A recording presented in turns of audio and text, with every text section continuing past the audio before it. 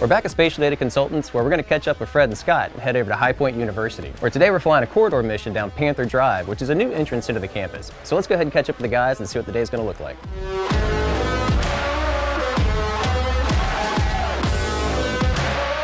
Today at High Point University, SDC had an as-built survey to perform on a new driveway that's coming through the campus. Utilizing the MD LiDAR 3000 from the expert drone line, I'm sure they're going to end up with data that's easily usable for this process.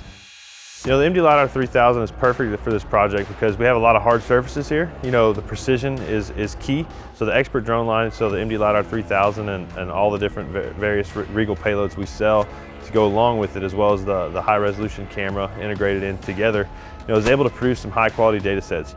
We had this mission planned for 80 meters above ground level. We flew it at 5 meters per second. And we decided to do a corridor mission because the main focus was the new roadway leading into the campus.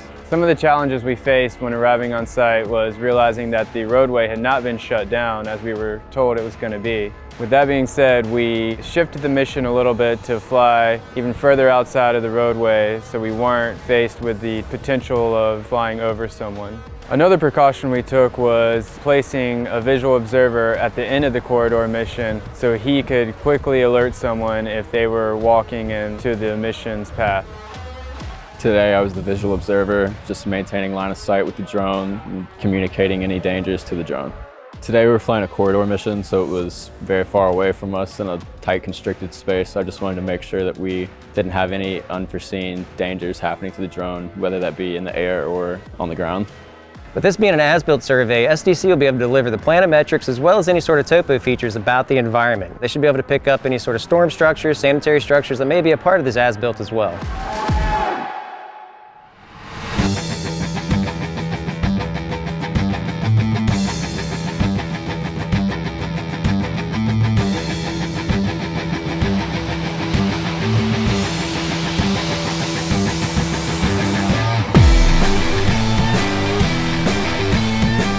Microdrones is helping SDC by providing us with a reliable system that we can always count on in the field. The ability to QC the data in the field using MD Infinity is also a great plus.